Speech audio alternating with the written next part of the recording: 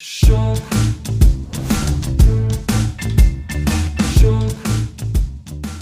Dobrodošli v Šokcastu.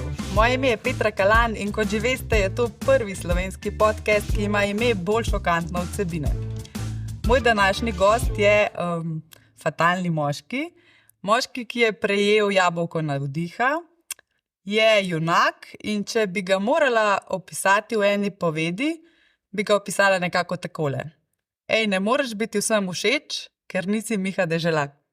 Živijo, Miha. Kaj je lepa najava. Kako se ti dopade moja Zelo dobro. najava? Ja, mislim, Bi kaj dodal, odziv? ja, v začetkih radijskih sem imel neko tako, ne more biti vsak Miha Deželak. To je bilo zelo podobno, samo da je bilo še par lepih okraskov zraven pridevnikov, tako da hvala. Zelo sem počaščen, da sem lahko gost tukaj. Tudi jaz sem zelo vesela, da si se odzval. Zdaj, kot vsakega gosta, sem tudi tebe prosila, če sabo prineseš 3 predmete, ki jih zelo pridno skrivaš pred mano, pa me zdaj zanima. No, Pa ja, meni se zdi bolj spontano, da ne veš, ne? Je res. Čakaj, s čem bi Samo da začela? nikašna žival zdaj. Pa dajmo začeti s tem dresom. Dajmo začeti s tem dresom, ki mi dejansko veliko pomeni. Se poznaš Mesija, Ja, ne? seveda. Vidiš, da je tudi original podpis Prav od Mesija. podpisanje. Gor, ne. Wow. Nekaj časa sem imel v okvirju, prav tako kot sliko, ta dres. Potem pa je tam malo moj si želel tudi kdaj obleči to. A dejansko Čeprav ni bilo pustiš, še da ga oprano. obleče? Ja, ampak izjemoma. Pa tudi neko predstavitev je imel v razredu, pa je rekel, da bi rad imel zraven, ker je pač tudi Messi njegov nekako vzornika, ne? On je tudi nogometaš, golman. In sem mu dovolil, no. Na koncu pa se mi zdi, da pozabil dres pokazati med samo predstavitvijo. Imel ga je pa sabo. No. Tako da- In kako si To mi dobil ta veliko dres in pomeni. predvsem podpis, no? Ja, zgodba je zanimiva. Ne? V Denis Avdićovu so mi že kar neki presenečen pripravili prijatelji moji na Radio 1 in tole je eno izmed lepših. No. Sploh, ker je tudi zgodba takšna, da ves čas, kdor me pozna, ve, da sem fan Lea Messija, ne? On je res čarovnik zame na terenu, a ne? Nogometni bog nekakšen. A ne? In imel sem celo možnost iti v Argentino na tekmo Slovenija-Argentina in doživel tam nekaj neverjetnega. No. Tam so taki navijači doma, tako goreči. Tam je stadion, pa je šlo za prijateljsko tekmo. Ne. Pa mogoče Slovenija za njih ni ne vem kakšna reprezentanca. Ne. Zdaj mi obožujemo Slovenijo, ampak pač glede na v svetovnem merilu, ne, pač Slovenija ni med top 10 recimo reprezentancami in tako naprej, ampak stadion je bil poln. To je tako na glas, to tako prepevajo. To je tako vzdušje, ki ga po mojem nisem nikoli več v življenju doživel na nogometnem stadionu. In pač rad imam nogomet, fuzbal je ena taka religija športa zame, Messi pa kralj, bog tega športa. In to, da so mi kolegi z radia, da mi je Denis Avdić to zrihtal, ne vem, točno se ne spomnim po kakšni poti, je res noro, no, da imam res podpis. Je bila pa tudi tam ena zanimiva štorija, ker smo bili potem na tej nogometni tekmi, pa smo šli tudi že en dan prej stadion si pogledati in tako na ogled. In je bil dejansko dvojnik od Messija takrat na stadionu. Jaz sem bil skoraj prepričan, da je, jaz sem bil skoraj prepričan, da je res on, pa seveda ni bil. Ne. Messi je sam en. Tako da, ja, drugače sem navijač, Barcelone je bil goreč in bi si tudi želel, da se on vrne v Barcelono, zdaj te poti Messija vodijo drugam, ampak še vseeno, tudi, ker sem prebral o njegovem otroštvu, knjigo, kako je on prišel do te pozicije in to je res noro. No. Tam v Argentini, da uspeš, ker vsi hočejo igrati fuzbal, to je tako kot Brazilija, ne. In moraš biti pa res talentiran, pa hkrati zelo priden. Pa še imeti neko srečo, da te ta pravi menedžer na ta pravi tekmi opazi. Skratka, veliko čejev je.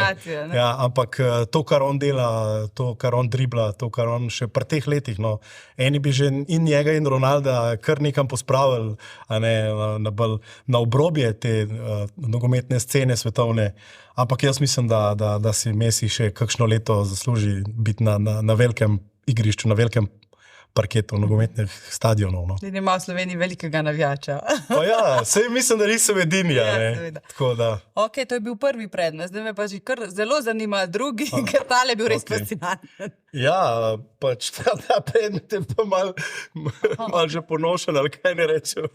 Zdaj rabimo takoj razlago. Fleksi, povodec je pač. Vsak mu jasen, kdo ima kuška, ve, da je to pač, evo, tukaj je za kakce, ne, da daš tole ven vrečkico, pa tako, ne. V glavnem, tukaj se da ven, ne. Se vidi, da jaz bolj vozim, ostali pa člani pa direkcije mu berejo, kaj gremo zraven. V glavnem ne. Ja, kalma je moj veliki hobi, kalma je moja velika ljubezen tudi, ne, kužki. Zdaj je v nekem pasji puberteti, je malo čez 2 leti stara, tibetanska terierka. Ne vem, fajn je, ko imaš pes, je res prijatelj človekov, no. Greš ven na sprehod, kadarkoli, ni pomembno, kakšno je vreme, ker drugače verjetno ne bi šel, ne. Imaš 100 izgovorov, pa tako. In tako pa greš, pa se mi zdi, da smo si jo res dolg časa želeli. Mislim, bom rekel, Kdo je najbolj navijal? Ja, Otroci, Tomav, ne. žena? Otroci, valjda, sploh sin Mateja, ne. On je bil zelo ustrajen pri tem. Žena nekako ni bila to za, pa smo jo potem prepričevali kar dolg časa, ne. No, pol nekje tam med korono, ali se je pa le potem izkazali, da ali pred korono, mislim med korono, ja, da bi pa končno imeli psa. In kar se mi zdi posebej fajn je, da so dejansko vsi družinski člani prispevali nekaj denarja za to, a ne, za kalmo. Skupna investicija. Ja, tako da je res skupna investicija. Sicer Tomav je obljubljal, da bo sam on res tako fejst skrbel za tega psa, ne. Pa se mi zdi, da ima zdaj najmanj časa, ja, ampak to otroci vas bodo vedno prepričali. Ja. Ne se jim dati, ne, če mislite. Ne, se je upelje, no, se je upelje. Predvsem je tole pri tibetanskih terierjih, da so mečken trmasti, mečken posebni, kar je meni všeč. Ne. Morate veliko delati z njimi. Ni kar tako, da je tak kuža sam za crkljati in tako, mi smo ga dali tudi v pasjo šolo, pa se mi zdi, da je škoda, da nismo šli na nadaljevalca še, ker je malo poseben. Predvsem je pa največja težava to česanje, ker ima tako gosto dlako in je treba skoraj na 2 dni to razčesavati, no. In tukaj je pa žena najbolj potrpežljiva. Frizerski salon. Ja, frizerski salon, ja. Ne, tako da, ja, kuža je, pač otroci so že zrastali, ne, večinoma pač punce so že velike, tako da je to en tak nov družinski član. Dokler ne bo vnukov, je to Ja, zdaj pred okej. vnučki je to, ne. In pa tretji predmet, ki si ga prinesel. Tretji predmet pa je pa v bistvu, evo, tale strip oziroma, ja, strip knjigica taka mala, ne. Poglej si, no, evo, mislim, pa ti potem razložim. Komar pero. Komar In pero, ja. deželak junak. Ja. Prav pravljica, strip. Ja, prav strip je. In vsako leto dobim na te naše dobrodelne akcije, ne, ogromno otroških risbic, ogromno pesmic, ogromno, ne vem, plakatov, ogromno vzpodbudnih tekstov, ne vem, pobarvanke, vse živo otroci izdelajo. No, in letos mi je tale komarček najbolj nekako me spremljal do debelega rtiča. No, in avtori so, evo, zdaj je škoda, ker se nisem zapomnil, ampak to je toliko otrok na vseh teh šolah, ki se zberemo. Je oproščeno. Lahko pa preberem, da so Bor, Nikol, Sofi, Maja, Viki, Mila, pa Carol, evo, so tega komarčka narisali, ta ključen tekstek je, pa tukaj je tudi, kako se ga da narisati, a veš, je fajn, ne. Za kakšne, ja, za kakšne, ki rišejo dobro, ali pa tudi, če ne dobro ne rišeš, imaš taka navodila, kako je čist v parih potezah, 10 potezah se da komarčka narisati. Lepo si zdaj napeljal na to akcijo. 9. akcija je za tabo. Ja. Si že strnil vtise, si odpočil? Ja, v bistvu odpočil sem si že, vtisi pa kar še prihajajo za mano. Tudi preko teh raznih risbic in vsega tega. Jaz nič ne vržem stran, vsako leto si vzamem potem več časa. Poleg tistih vseh zapisov na Facebookih, Instagramih, poskušam čim več prebrati potem, ko imam čas. ampak te stvari od otrok so mi pa še posebno drage. No. Te pa res poskušam vse videti in res, kako se potrudijo, kako prav pesmice priredijo meni, zapojejo, napišejo prav pesmi, ali pa da se izpiše dol Deželak junak ali pa nekaj, ali pa pomagam pet in tako pa pol pesmice. Skratka, res so inovativni in res sem jim hvaležen. Lani sem dobil takega velikega pujska, šparovček, ki so prinesli, da so zbirali, da so se odpovedali sladoledom, pa priboljškom drugim. Te zgodbe te še posebej gane. Ja, to mi je res. Da se otroci odpovejo svojim dobrinam, da pomagajo sovrstnikom. Zelo se me to dotakne. Mislim pa tudi na kakšen strasten način, goreč to povejo.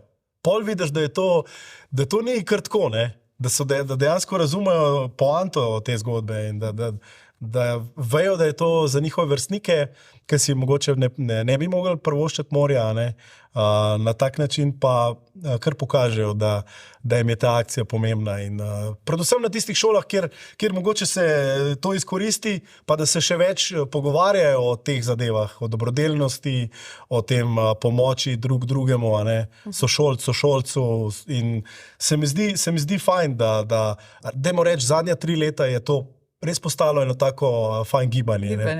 Ja. Kako pa ti to čustveno sprocesiraš? To so res težke zgodbe, ko poslušamo, ko gledamo. Velikokrat tudi jokaš, ne skrivaš čustev. Ja, ne skrivam čustev. Kako se spopadaš s temi težkimi zgodbami? Si kdaj jezen na ta svet, da je tako nepravičen? V bistvu sem žalosten, bolj kot jezen. Ampak vzamem to kot neko družbeno dejstvo. Me pa zelo moti in zelo bi rajš naredil. Spomnim, ko smo bili v študentskih časih, smo bili ko misliš, da z revolucijo lahko še nekaj, verjameš v neke stvari, v neke akcije takšne, da bi čisto spremenil družbeno ureditev, pa da bi naredil za vse pravično, pa se ne da.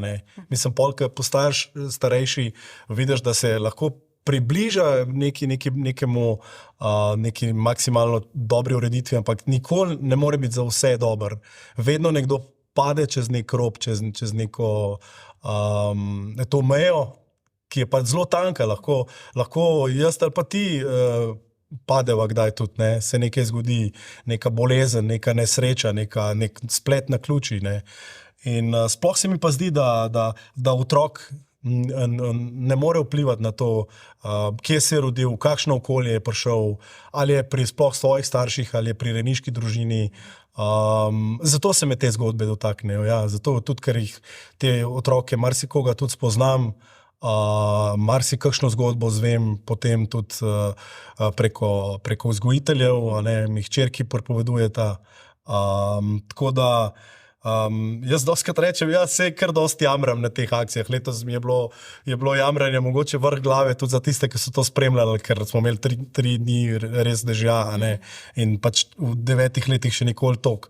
Ampak nimam pa nikoli situacije, da zmerno ta fokus, da speljati pa moram. Sej pač jamraš, v redu, pač malo jamraš, ampak kaj pa te otroci, ki pa živijo koliko daljše obdobje v tem. In dajmo jim pomagati, dajmo jih osrečati, dajmo jim pokazati nek tunel, nek predor, da obstaja nekaj lepega, da če se potrudijo, da izkoristijo mogoče svoje talente, da lahko pridejo daleč.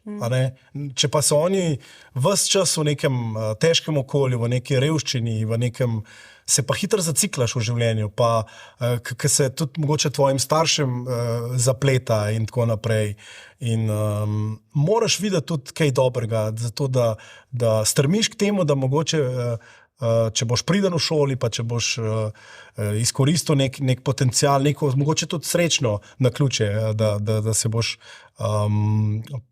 prigrebu priborbo, dajmo kar tako reči, priborbo do neke boljše situacije. Zdaj, ko sem se pripravljala na ta intervju, se mi je vseeno porajalo vprašanje. Prej si lepo rekel, vsi smo lahko kdaj v taki situaciji, da bomo potrebovali pomoč. Si ti že kdaj v življenju bil v taki stiski, da si potreboval pomoč? To me zadnji časi ful sprašujejo. Mislim, v otroštvu ne. Jaz sem edinc, jaz sem imel kar fajn otroštvo. Starša sta mi omogočila, nikoli pa nisem imel bogat, daleč od tega. Pač mi smo povprečna družina, hodili smo na morje, na smučarijo in tako. da bi nekaj ekstra si kaj privoščili, pa tudi ne, neka huda potovanja in ne vem kaj. Smo šli na Hrvaško v kemp, pa take stvari, ne. Ampak sem bil zadovoljen, sem imel prijatelje, sem imel v redu starše in stare starše. Najtežja situacija mi je bila meni takrat, ko sem se preselil, v bistvu, ko sem imel že svojo družino, pa smo pač preurejali eno staro hišo, ki smo jo kupili. To pa je bilo malo zapleteno. No. Ker sva šla oba z ženo, mogoče malo tudi naivno v to zgodbo, pa je potem, vse veš, ko je stara hiša, na prvi pogled zgleda, da je dosti v redu, potem je pa treba sanirati marsikaj. Ja. Tako da tukaj sem pa tudi jaz občutil, da ni fajn tako, ko ne moreš več dvigati denarja, ko rabiš enega majstra plačati, pa ne gre.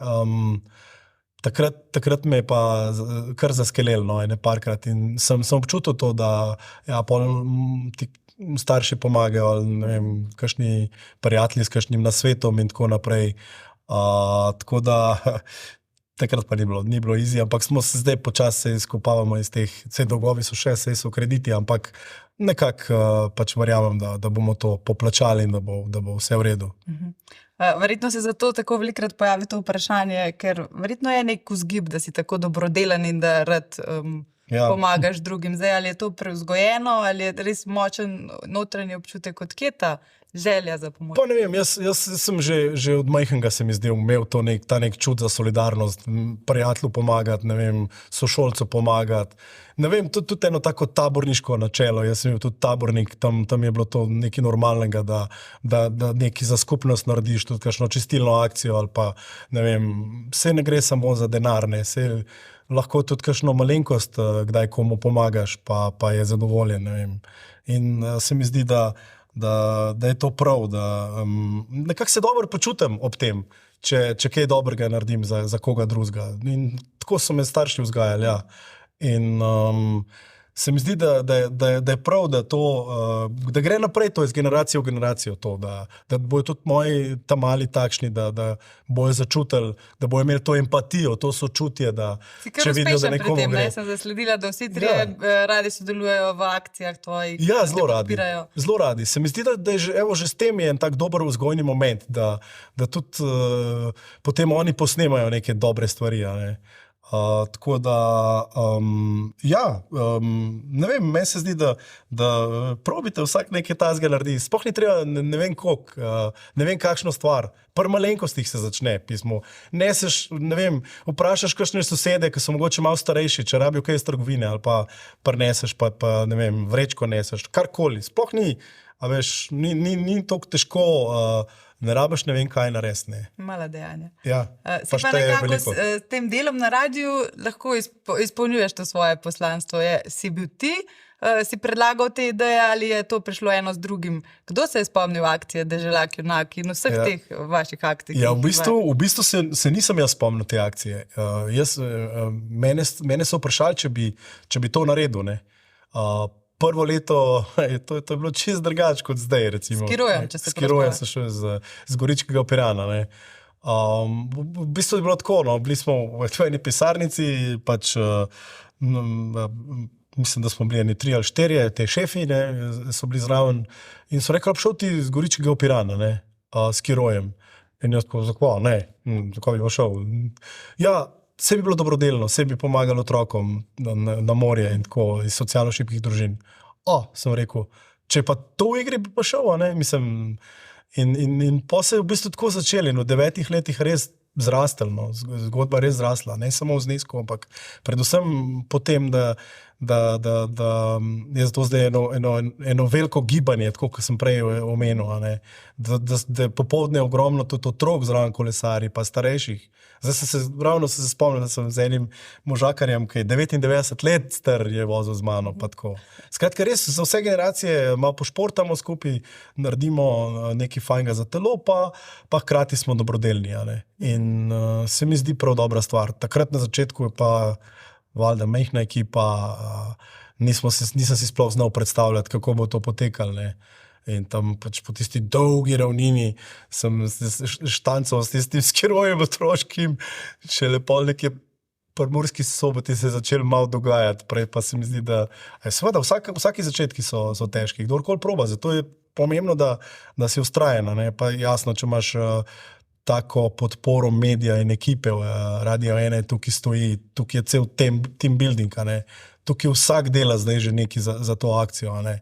Pač nisem jaz sem tisti, ki sem zraven, ja, pa pač od začetka že prisoten, ampak drugače pa se vedno več ljudi vključuje na radiju in vsak naredi dodatno delo, dodatni napor vloži, pa se ne sprašuje zakaj, zato ker pač ve, da je za en višji cilj to. Zdaj to tvoje delo na radiju, to je pač več kot 10 let, ne, na Radio 1. Kako je prišlo do tega? So bile to tvoje sanje, tvoj sanjski poklic? A delati na radiju? Da. Ja, v bistvu je bilo hecen, ne. Jaz sem poslušal, se spomnim takrat te radijske postaje, ki so takrat bile, mislim, da bolj RGL sem poslušal, pa Radio Hit sem poslušal, pa mislim, da so bile začetki glasbenih želja, so bili na Gami, takrat. In meni je bilo to ful zabavno. In sem kar mal imitiral te voditelje in tako, da sem jaz mal napovedoval te glasbene želje in tako, ampak potem si nisem mislil, da se bo iz tega kaj razvilno. Mislim, da me je celo mama prijavila na neko audicijo ali kaj in potem se je tako začel. In potem sem delal tam na začetku sem bil na Radiu Vrhnika, ki je bil takrat še eksperimentalno ali kako in potem sem zelo hitro imel kar možnost, da sem imel svojo oddajo, tako, kjer sem kar govoril vse živo, sem imel zelo proste roke. Ne. In tudi vem, da kar rečejo, ali boš splavil ali pa ne boš, ne. In sem že kar dogodke mogel voditi, že kar prvo leto in to tako velike, za tiste športnike takrat so bili Alenka Bikar, se spomnim, pa Mojca Suhodolc, pa so bili sprejemi, ki so kaj dosegali, pa sem jaz kar dobil mikrofon, zdaj pa naredil vzdušje in tako. Si kdaj zmrznil? Ne vem. Je zmanjkalo besed kdaj? Ne, besed mi nekako ni zmanjkalo, ampak verjetno pa seveda začetki so vsaki taki malo si lesel, malo si smotan, to je normalno, tako da tudi pri teh stvarih je treba biti vztrajen. Če so šefi tudi oni vztrajni, da ti dajo to možnost. Ne, lahko. So te pa v teh letih velikokrat vrgli iz cone udobja? Kdaj so te najbolj, da bi zdaj mogel, ne vem, našteti 3 dogodke, da so te res vrgli iz cone udobja? Ja, spomnim se takoj avtopralnice, kjer pač je bila ideja, da grem prvezan na avto pač čez vse te ščetine in vse te kemikalije. Pa ste izvedli to idejo? Takrat, ja, pač zadeva je šla res daleč, no. Zadeva je šla res daleč.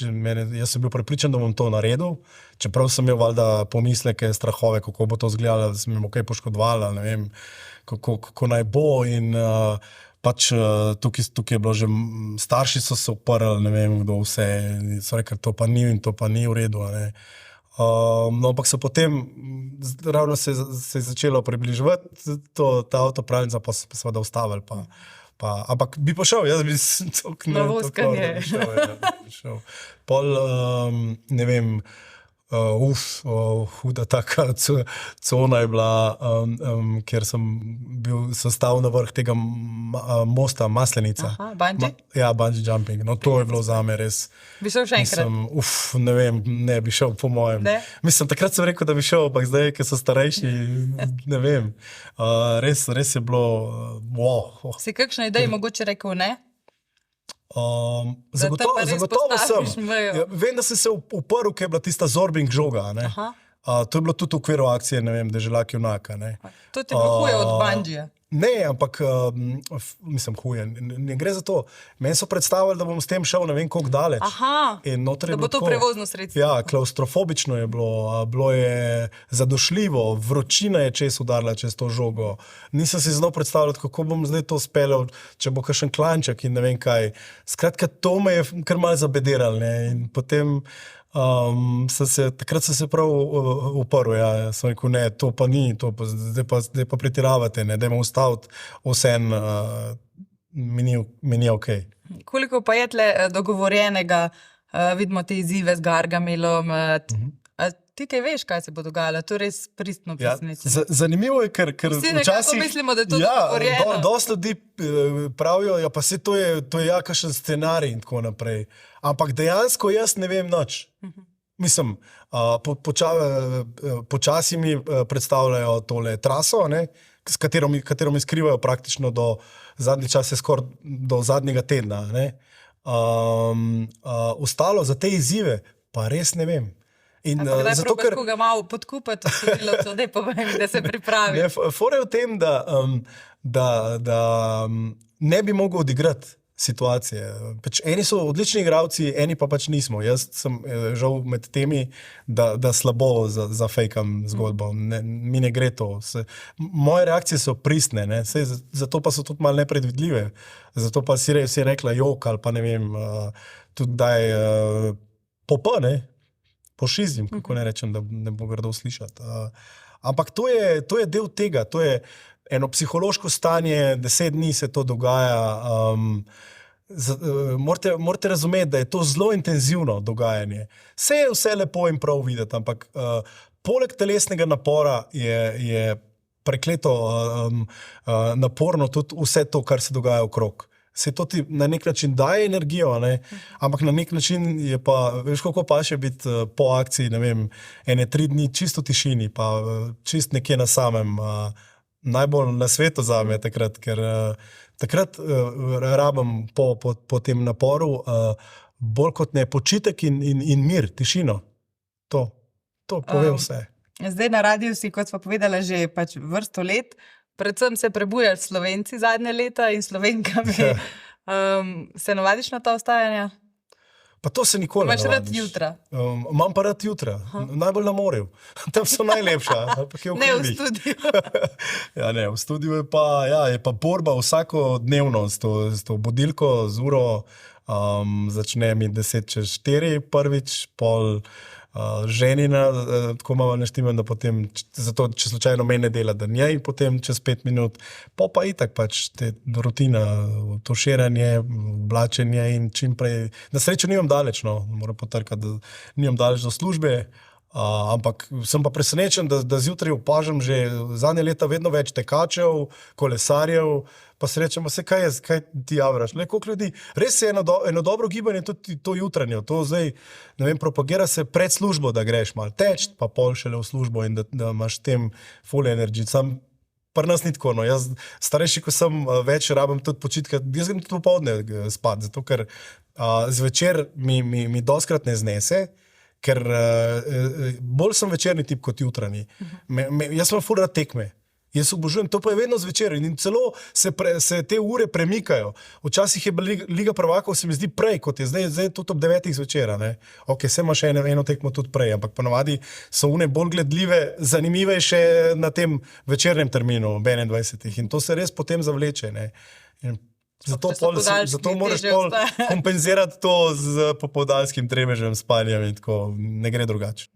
Zdaj, nekako se približujeva koncu najnega pogovora. Jaz vsakmu gostu na koncu pripravim 3 naslove, ki bi se potencialno lahko pojavili na spletu v časopisih, pa da pokomentirava, če je možno, da bomo to kdaj dali. Zdaj prvi je takle. Miha Deželak zapušča radijski eter. To je njegova nova služba. Je možno, da se zgodi kakšen karierni preobrat? Sploh obstaja opcija, da... Mislim, moja želja je, da bi še nekaj let ustrajal v Denis Avdićevu, kjer se res dobro počutim.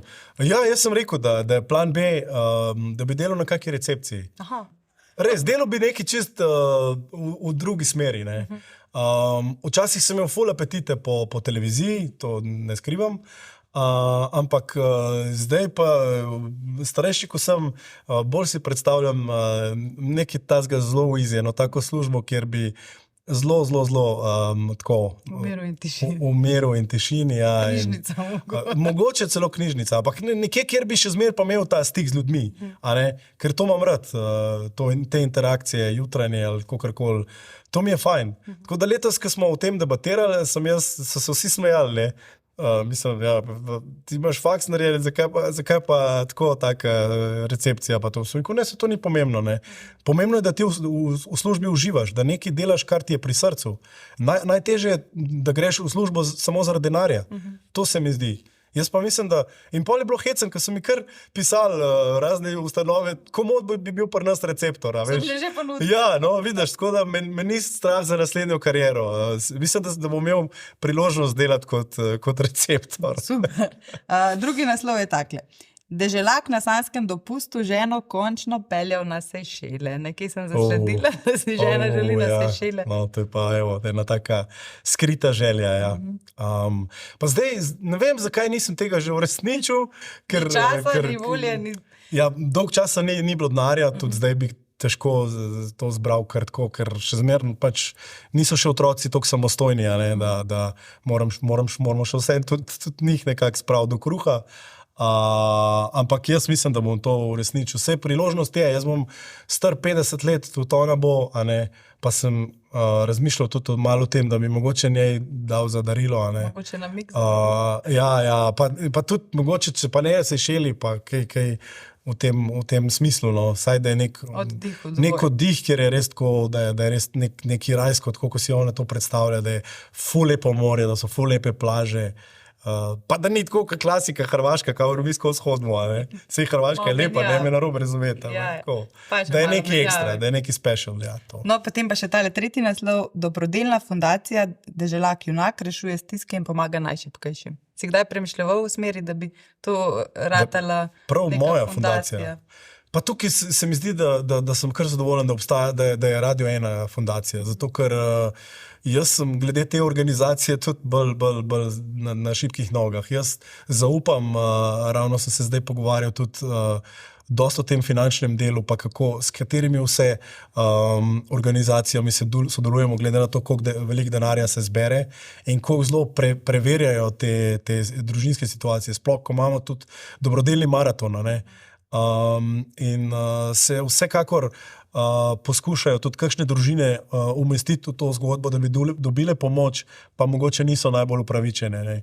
Slovenija je pa tako majhna, da hiter soseda opazi, ta ima pa tak avto, on pa ne bi smel. In tako naprej. Dostikrat se izkaže tudi, da ni čistko. Tako da v to je preklet velik dela vloženega in dosti ljudi se s tem ukvarja. Poleg tega, da res sodelujemo zelo tudi s temi institucijami, ki jim najbolj zaupamo. Jaz bi izpostavil tukaj pri naši akciji Zvezo prijateljev Moste Polje, kjer je gospa Anita Ogulin in nekako jaz vem, čutim, da je njeno poslanstvo to, da to počne že toliko let. In če komu lahko njej zaupamo, da res te otroci so pravilno izbrani in da je treba pomagati tem družinam. Tako da, kar se pa družin tiče, pa tudi naši preverjajo zelo, da gre vsak evro tja, kamor mora iti. Ker škoda bi bilo, da se zgodi kakšen zdrs tukaj. Tukaj ni napak. Ko enkrat zgubiš zaupanje, je konc. In prav je tako. Miha, s temi besedami bova zdaj zaključila, lahko bi klepetala še ure in ure, verjetno te mogla še povabiti. Sem pa slišala, da se pripravlja mogoče nekoč tudi neka knjiga, pa bomo te tvoje zgodbe prebirali tam. Ja, želja je. Zdaj, se pravim, naslednje leto bo 10. jubilejna akcija Deželak Junak.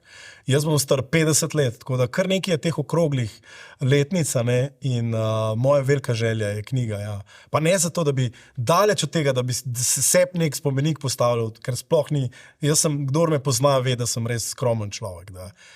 Mi ni to, ampak bolj bi rad dal to za kulisje tudi ven, ker marsikaj se še dogaja, pa ljudje tega ne more doživeti. Razen tisti, ki pridejo zraven, pa še to ne čista. Mislim, ta moja terenska ekipa je res super in marsikaj doživimo na tej poti. Pa ni vse zabeleženo zraven, ni vse v live streamu in tako naprej. In rad bi naredil eno nadgradnjo, ja, da te neke svoje občutke tudi zlijem na papir, ker mogoče bi se dalo tudi to potem zapeljati v neko dobrodelnost. Jaz upam, da bi to ljudje brali, pa če bi vedeli, da gre pol tudi od knjige, recimo prispevek. Ampak nismo še toliko daleč. Želja je, bomo videli, vse želje se pa človeku tudi ne uresničijo. Ja. No, upam, da bomo držali tvojo knjigo v rokah, takrat se spet slišiva. Hvala, ker si bil moj gost. Hvala za povabilo. To je bil Showcast, hvala, ker ste bili z nami.